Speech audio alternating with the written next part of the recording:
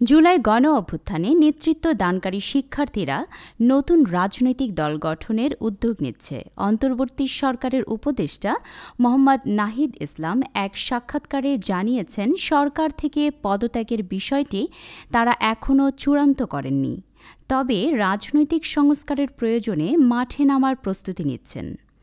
গত আগস্ট-সেপ্টেম্বর থেকেই অভ্যুত্থানের অংশ নেওয়া শিক্ষার্থীদের একটি দল গঠনের আলোচনা চলছিল। নাহিদ ইসলাম বলেন, আমরা ভেবেছি রাজনৈতিক দলগুলোকে সঙ্গে নিয়ে সরকারকে সংহত করা প্রয়োজন, কিন্তু এখন দেখছি একটি নতুন শক্তির সংহত করা দরকার। দলটির আনুষ্ঠানিক আত্মপ্রকাশ ফেব্রুয়ারির দ্বিতীয়ার্ধে হতে পারে বলে তিনি জানান। নির্বাচনকালীন নিরপেক্ষ সরকারের বিষয়ে বিএনপির বক্তব্যের প্রতিক্রিয়ায় নাহিদ ইসলাম বলেন, এই সরকার নিরপেক্ষ। বড় সিদ্ধান্তগুলো বিএনপির সঙ্গে আলোচনার মাধ্যমেই নেওয়া হচ্ছে। তবে তিনি সন্দেহ প্রকাশ করেন, বিএনপি একটি নতুন 11 ধরনের সরকারের পরিকল্পনা করছে কিনা।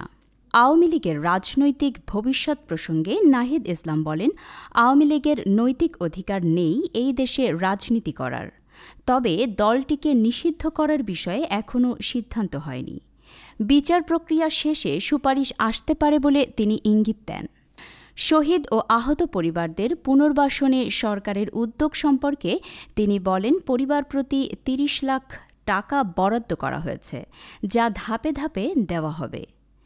আহতদের পুনর্বাসনের ব্যবস্থাও করা হচ্ছে।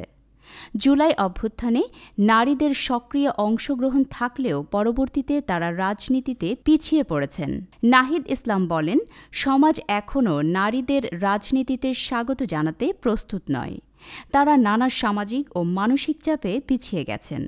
তবে নারী নেতৃত্ব তৈরিতে সরকার নানা উদ্যোগ নিচ্ছে বলে তিনি উল্লেখ করেন। নাহিদ ইসলাম স্বীকার করেন, চাঁদাবাজির প্রবণতা বৃদ্ধি পেয়েছে এবং এতে অভ্যুত্থানে অংশ নেওয়া দলের কর্মীরাও জড়িত। শুধু আইন শৃঙ্খলা দিয়ে এটি দমন করা যাবে না, রাজনৈতিক সদিচ্ছা দরকার বলেন তিনি। নাহিদ ইসলাম বলেন, সংস্কার ও নির্বাচনকে আমরা আলাদা করে দেখি না। নির্বাচনকে অগ্রাধিকার দিয়েই সংস্কার কমিশনগুলো কাজ করছে। বিএনপির সংস্কার দাবিকে রাজনৈতিক কৌশল হিসেবে ব্যাখ্যা করে তিনি বলেন, আমরা চাই তারা সময় নিক ও ঐক্যবদ্ধ থাকুক। সংস্কার ছাড়া নির্বাচন হলে জনগণের প্রত্যাশা পূরণ হবে না। গণ অভ্যুত্থানের সরকারের অর্জন নিয়ে প্রশ্ন করা হলে নাহিদ ইসলাম বলেন, আমি 10-এর মধ্যে 50% কিছু কম দেব। তিনি জানান, সরকারের সীমাবদ্ধতা থাকলেও সদিচ্ছার কোনো অভাব নেই। সংস্কার, বিচার এবং শহীদ পরিবার ও আহতদের পুনর্বাসন, এই 3টি আমাদের বেসিক লক্ষ্য। এছাড়া আছে রুটিন ওয়ার্ক, আইনশৃঙ্খলা ও দ্রব্যমূল্য। এই 5টা জিনিসকে মাথায় রেখে আমরা কাজ করছি।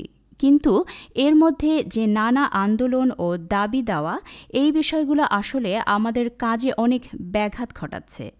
নানা আন্দোলন কিন্তু সেভাবে আগের মতো দমন করা হচ্ছে না। আমরা সেটা করতেও চাই না। আলোচনার মাধ্যমে সমাধান করার চেষ্টা হচ্ছে।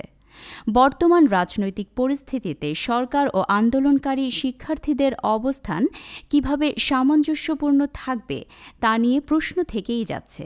তবে স্পষ্টতই একটি নতুন রাজনৈতিক শক্তির উত্থান আসন্ন।